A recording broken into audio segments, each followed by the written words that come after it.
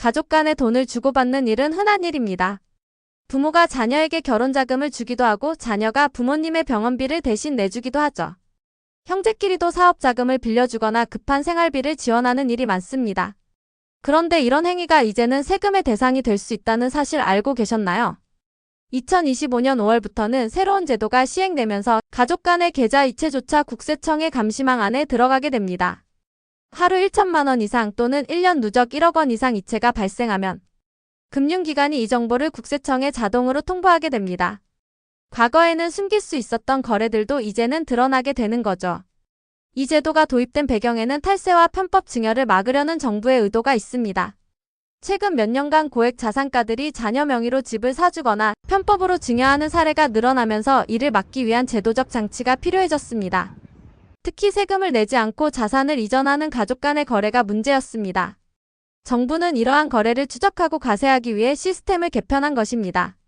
새 제도가 시행되면 금융기관은 동일 금융사 4개인 간 이체 중 하루 1천만 원 이상 또는 연간 누적 1억 원 이상인 경우 해당 내용을 국세청에 보고해야 합니다. 단순히 용돈을 보낸 것인지 실제 대가성 있는 거래인지 여부는 관계없습니다. 중요한 건 고액 이체라는 점입니다.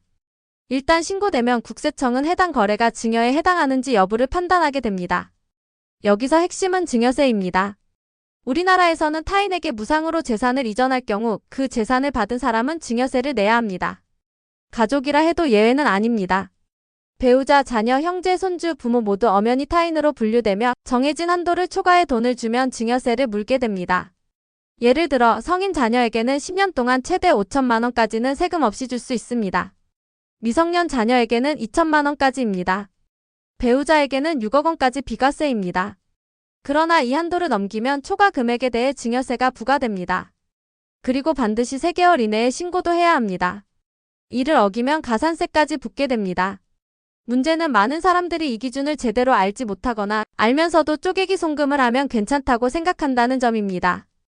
예를 들어 자녀에게 매달 500만 원씩 12개월에 걸쳐 보내면 총 6천만 원입니다. 한 번에 준 것이 아니니까 괜찮다고 생각하기 쉽지만 국세청은 이런 반복적인 송금 패턴을 포착해 누적 금액으로 판단합니다. 결국 5천만 원 초과분인 1천만 원에 대해 증여세가 부과될 수 있습니다. 더 심각한 문제는 목적이 불분명하거나 증빙 자료가 부족한 경우입니다. 예를 들어 부모님이 아픈 자녀를 위해 병원비 명목으로 1억 원을 보냈다고 해도 진단서나 병원비 납입 영수증 등이 없다면 단순 증여로 간주될 수 있습니다. 또 자녀가 부모님의 병원비를 대신 내준 경우에도 부모가 갚지 않는다면 이것도 역으로 자녀가 부모에게 증여한 것으로 간주될 수 있습니다. 실제로 이런 사례는 이미 많이 발생하고 있습니다. 서울에 거주하는 60대 부부는 결혼을 앞둔 아들에게 8천만 원을 송금했습니다. 이 중 5천만 원은 전세자금, 나머지 3천만 원은 결혼식 비용이었습니다. 그런데 증여세 신고를 하지 않았고 송금 내역에 결혼자금이라는 메모도 없었으며 별도의 계약서도 없었습니다. 결과적으로 국세청은 이 거래를 증여로 판단했고 부부는 3천만 원 초과분에 대한 증여세와 가산세까지 납부해야 했습니다.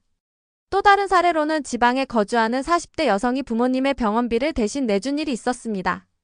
1년에 걸쳐 총 1억 2천만 원을 송금했는데 나중에 국세청으로부터 증여세 부과 통보를 받았습니다. 이 여성은 억울하다며 병원비라고 주장했지만 영수증이 일부 분실되어 있었고 메모도 제대로 남기지 않아 결국 세금을 물어야 했습니다. 형제 간에도 주의해야 합니다. 형에게 사업자금으로 6천만 원을 보냈다는 남성은 이체 목적을 설명하지 못해 세무조사 대상이 됐습니다. 결국 차용증을 뒤늦게 제출했지만 이자가 없고 상환 일정이 명확하지 않아 대여가 아닌 증여로 판정되며 세금을 내야 했습니다. 이처럼 대여라 주장하려면 반드시 이자 조건과 상환 계획이 담긴 계약서를 작성해 두어야 합니다. 손주에게 교육비를 보내는 조부모도 마찬가지입니다. 교육비는 기본적으로 비과세 항목이지만 그 사용 목적을 입증하지 못하면 증여세 대상이 됩니다. 특히 대학 등록금, 유학비, 학원비 등은 반드시 해당 기관의 납입증명서, 청구서, 입학허가서 등을 함께 보관해야 합니다. 그래야 국세청의 소명 요구에 대응할 수 있습니다. 그렇다면 이런 위험을 피하기 위해선 어떻게 해야 할까요? 가장 기본적인 방법은 바로 명확한 메모와 증빙자료 준비입니다. 송금할 때 이체 메모란에 반드시 구체적인 내용을 작성하세요. 예를 들어 2025년 5월 생활비, 결혼식장 계약금, 부산병원 수술비 등으로 명시해 두는 것이 좋습니다. 단순히 이체, 보냄 등으로 기재하면 증빙으로 인정받기 어렵습니다. 그리고 반드시 관련 서류를 준비해 두세요. 병원비의 경우 진단서, 입퇴원 확인서, 납입 영수증이 필요하고 결혼자금이라면 청첩장, 예식장 계약서, 수드매 계약서 등도 도움이 됩니다. 전세보증금이라면 계약서, 사본과 등기부등본이 필수고 사업자금이라면 차용증, 상환계획서, 이자율 명시가 필요합니다. 가족 간에도 이런 서류가 없으면 결국 증여로 간주될 수밖에 없습니다. 증여 한도를 넘긴다면 아예 처음부터 당당하게 증여세를 신고하는 것도 방법입니다. 예를 들어 자녀에게 1억 원을 줄 경우 5천만 원은 비과세지만 나머지 5천만 원에 대해서는 증여세를 신고하고 납부하면 됩니다.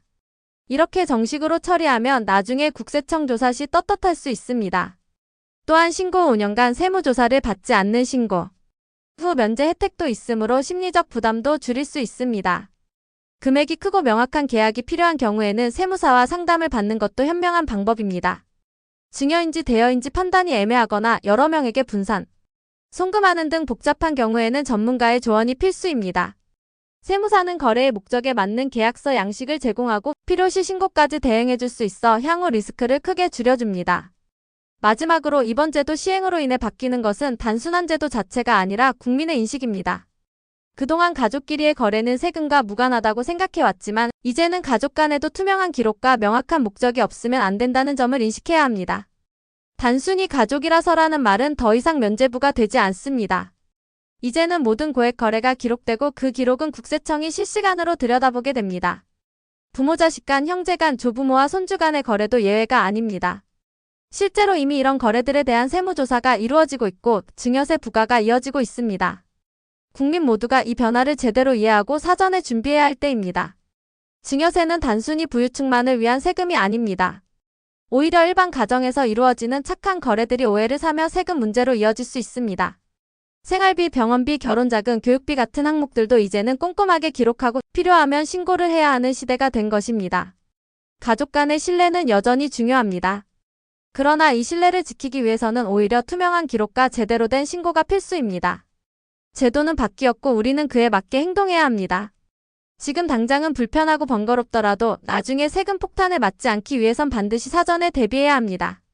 이 정보를 보고 나는 해당 사항 없겠지라고 생각하셨다면 한 번쯤 송금 내역을 다시 살펴보시길 바랍니다. 혹시 누적 금액이 어느새 1억 원 가까워져 있지는 않으신가요? 하루에 1천만 원 이상을 이체한 적은 없으셨나요?